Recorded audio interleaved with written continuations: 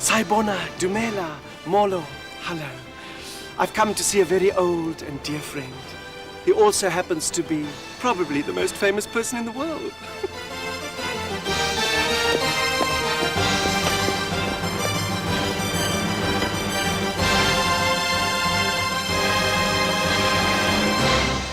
Mr. President, everyone in the world wants to spend time with you, and here you are with me. I must thank you. It's a wonderful honor to be back here in Teenhuis. I look around this room and I see some of the things that I helped create. Mrs. Botha and I looked after the curtains in the old days.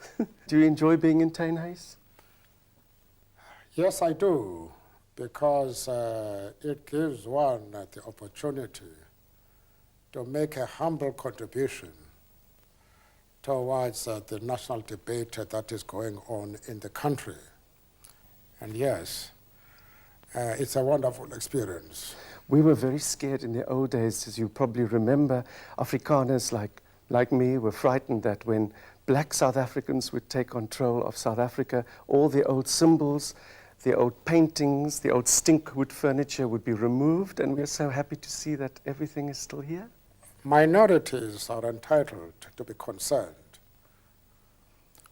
about the type of changes that have taken place in our country.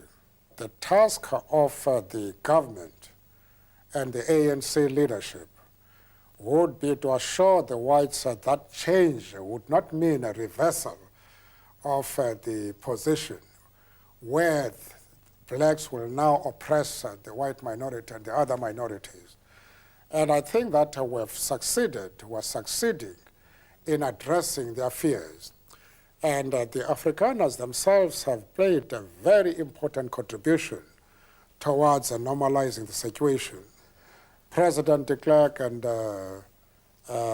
other prominent Afrikaners like Constant Viljoen, they have done very well indeed in ensuring that all of us come together to join hands and to pledge this common loyalty to our common country. Well, and you yourself have played a tremendous role. President Mandela, thank you. I appreciate that, especially coming from you here in this wonderful place. Did you meet President P.V. Botha in this room? Yes, I met him in the room where I am. In your office? Yes, in my office. What was that experience I'll show you.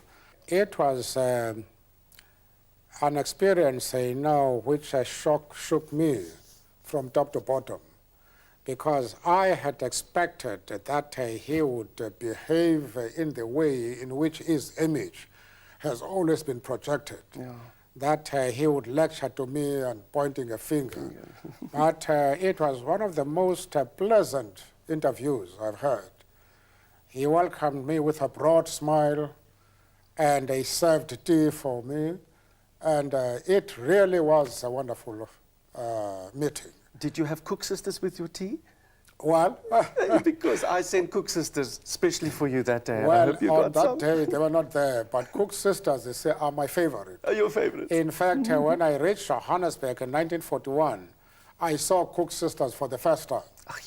And at that time I was getting £2 a month, but I used to reserve 10 shillings.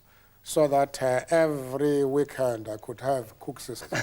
Well, I shall make it a point of sending you cook sisters once a month. Oh, very good. First class. Mr. President, I see the beautiful garden here at Teenhuis is still exquisite and so special. Do you have a chance to, as in the old days I read in your biography, you wore a straw hat at Polsmoor and worked in the garden. Do you have a chance to enjoy yourself here? Well, that is one of the things I regret very much.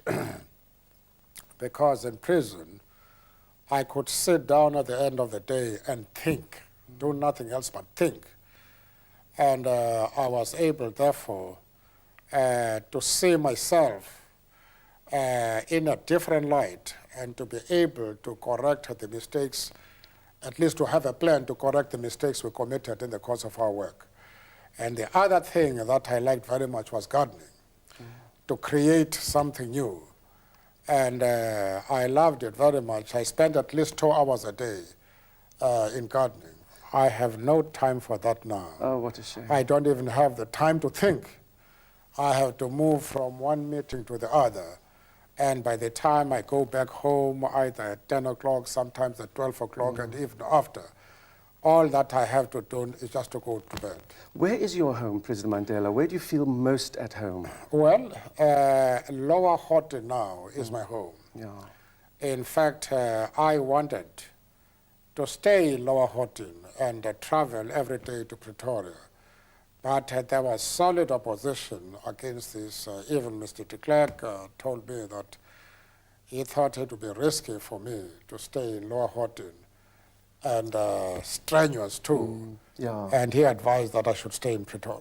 When Parliament is here, of course, naturally, I must spend most of my time here and be able to be in contact with cabinet ministers, members of Parliament, because that is very important. In fact, I want to take advantage of my being here to attend Parliament, although I'm not a member of Parliament, because I can't understand how a head of state could be excused from being a member of Parliament where the fate of the country is being decided. Absolutely. And so my own choice is that when I have time, I have to be in Parliament. But unfortunately, my program sometimes takes me away from the country for the good of the country. Yeah, natuurlijk. And other times away from Cape Town to other parts of the country. Again, you know, a program which is endorsed by the cabinet, but I like being in Cape Town during the parliamentary session. And do you enjoy Table Mountain? Has this become a symbol for you through the years? Well, Table Mountain is the old further from the Moederstad. And so it has got that symbolic significance for us. I went on Table Mountain in December '47, and I saw Robben Island from there. I never knew that I would be an inhabitant of Robben Island for more than 2 decades. And I knew that Auchumayo or Harry the Strong Lupe and people like Makana and Chief Makoma were in Robben Island, but I never thought I would be there myself. I remember also when you were at Pollsmoor, you used to come into Cape Town with, was it Lieutenant Gregory? You used to come for yes, excursions that's into true. town? Yes. I think I once saw you sitting in a car. I saw the police officer going to a shop. I looked into the car. I saw you. I said to myself, oh, liewe aarde, daar is Nelson Mandela. And you know, I think you were eating an ice cream. Is it possible? I wanted to open the car door and say, Mr. Mandela, let's run away together. Let me save you. But I was so scared you turned me down. Oh, no. I would have welcomed you. Oh, that's wonderful. I would have welcomed you. President, your memories of Christmas, because we are in the season of Christmas, your first Christmas as a child, do you remember that? Well, it's difficult to remember the first Christmas, but I remember the Christmases that were held as a child. And it is the only time when we could have, in the countryside, sugar. Because tea and coffee were reserved for elderly people. And but at Christmas, then they gave us, you know, some coffee and sugar, some syrup, you know, with bread, you know, with syrup. Stroop and brood, yeah. Yes. And then, of course, you would slaughter a sheep. That is what I remember. And also see our mothers walking from house to house, village to village, crawl to crawl, eating almost the whole afternoon, you know. And I still remember those days. And on the island and in prison, did you ever have an opportunity to celebrate Christmas? Was Oh, there any yes, we chance? did. We really did. And they allowed us to buy a packet of sweets, a packet of fruits. That is what we enjoyed there. And then when some of us were in A group, you could buy a lot of goodies and enjoy Christmas. Oh, that's wonderful. And then, of course, we used to have games, play competitions, and also organize some concerts and sing and so on. Do you have a chance now to enjoy laughter? Is there time to have a good It's joke? very difficult. The program is very tight. The National Executive Committee of the ANC has decided that I should work only in the morning and be free in the afternoon. Every one of them is concerned, you know, at the workload which I carry. But it's not very easy because we have to consider the matter not only from the point of view of members of the ANC, especially now that we're in government. There are calls which are made to the head of state and which cannot be ignored. And then we find that the program, starts very early in the morning until very late at night. And although at the end of it, however strenuous the day, I have got a feeling of satisfaction because one feels the warmth of all South Africans and the fact that at the end of the day you feel you have done a very productive work. And that takes off the strain from you. And to relax, do you have a chance to really switch off? Well, the relaxation comes only in the morning. When I wake up, every morning at 5 o'clock, I am on the road for about an hour, sometimes a little more than an hour. But when I go down home to my country village, I walk to the distant villages and cross little rivers and climb hills and so on. Sometimes it takes about 2, sometimes 3, even sometimes 5 hours. And of just walking and talking to the people in the villages. Is this the village where you in fact built a house Yes. which was designed according to the house you had at the Vic Verster? Absolutely. This is wonderful. Could you explain to me why you chose that design? Well, I stayed in that house from 1988 to 1990. I was all alone, and I became friendly to the walls of that house. And it left a very formidable impression on me. And that is why I wanted to carry that impression with me to my country village. And because I had some of the most pleasant memory in that house, that cottage in Victor Verster. That is where most of the negotiations with the top government team that was set up for this purpose, that's where these negotiations took place and decisions made about the future of South Africa.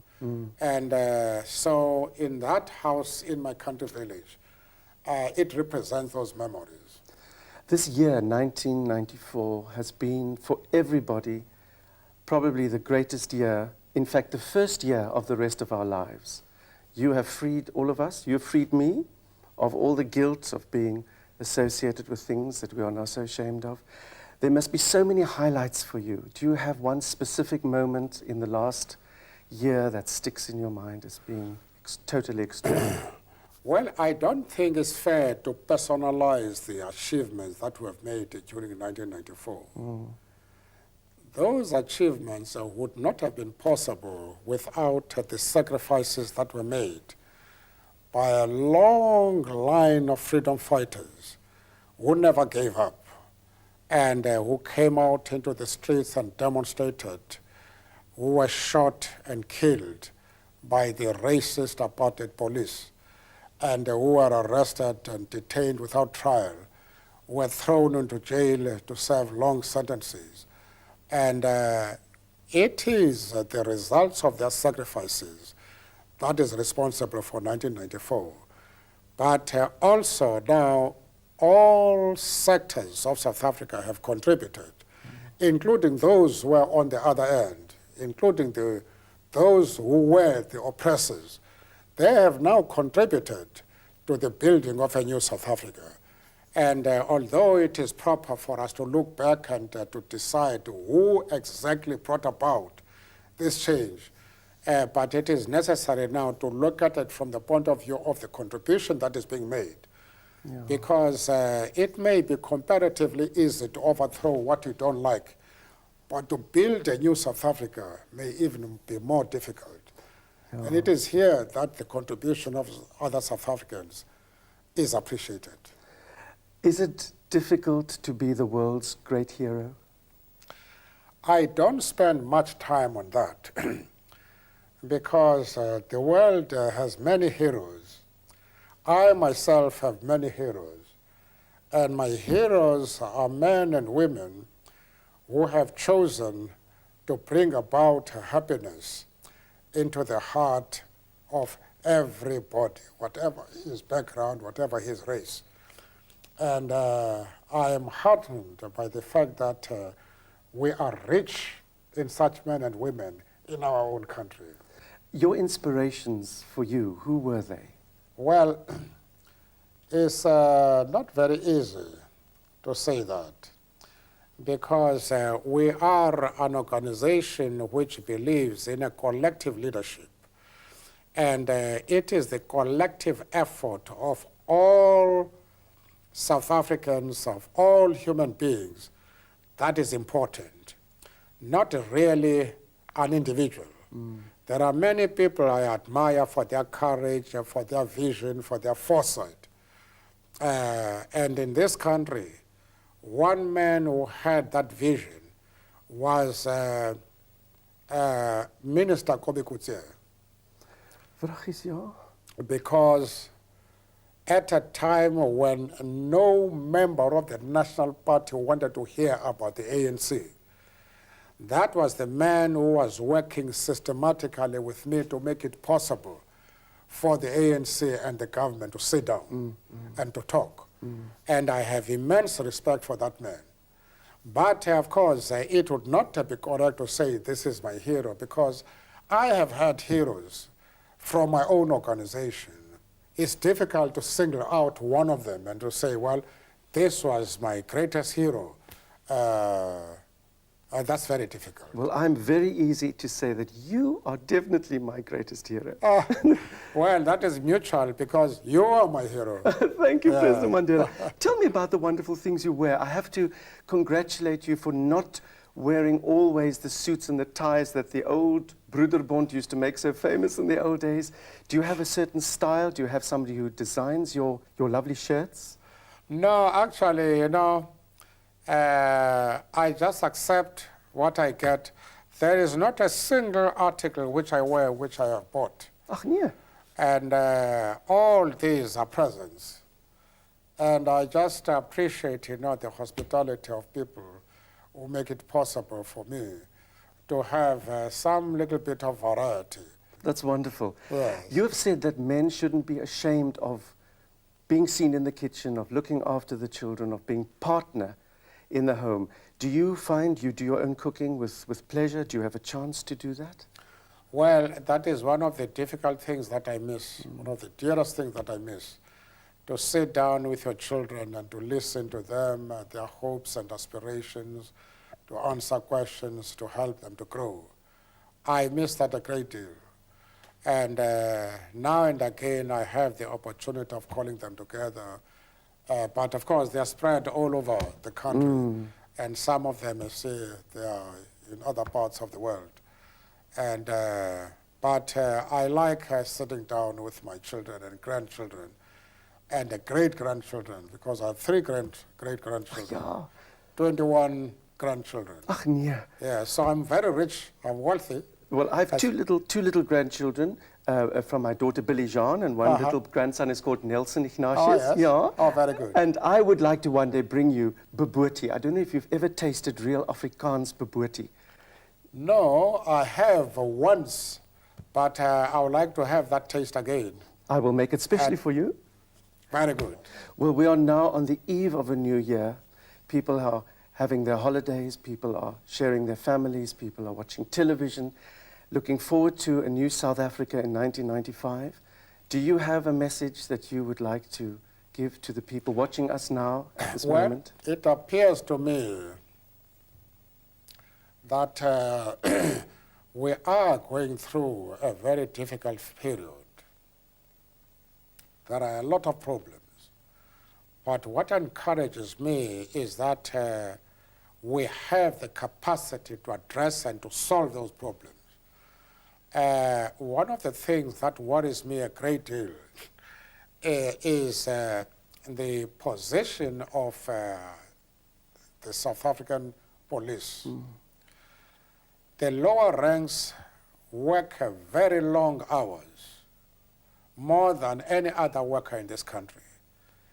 They are poorly paid for an extremely dangerous type of work. And it is my task to ensure that the problems of the police are resolved, because as long as morale among the police is very low, it's going to be difficult for us to deal with the crime, which is worrying me. And so one of the things I'm going to discuss with the Minister of Finance, it is the position of the lower ranks of the police force. They are doing marvelous work, and that we must put them in a position where they can do their work and enjoy it, because it is worthwhile. And it cannot be worthwhile if they work under primitive conditions. The conditions under which they are working are completely unacceptable. And apart from that, I would appeal to all South Africans to join hands in the building of the new South Africa and in promoting a spirit of reconciliation. Wonderful. Mr. President, I have a present for you. I would like to give it to you right now. Thank you. Because I know you have got so many things to do. I would like to show you, this is a very interesting box. It was sent to Robben Island, and they obviously you'd left. They scratched it out, Paulsmoor. Then they sent it to the Vic Verster. Then I think somebody sent it to Tynes, Cape Town, but they said return to sender. Maybe they weren't. Maybe they weren't. Well, I would like to open it for you. Thank you very much. And then you can see Oh, what it very is good. there. Huh? That's very lovely. A special shirt to remind you of this very special occasion. Wow. And I hope This you is wear very it. lovely indeed. I'll value this. Thank you very Thank much. you, my Thanks, dear Emilio. President. There This is is a lovely, message eh? for you there.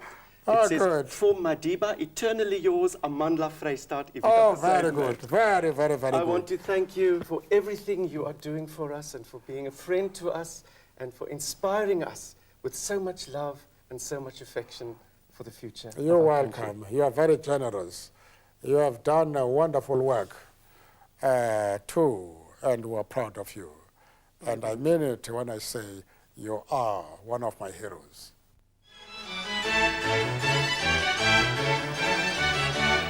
Well, we all have to agree on something. We have got the most unique president in the world. Nelson Mandela first went to jail and then went into politics and not the other way around. See you in 1995.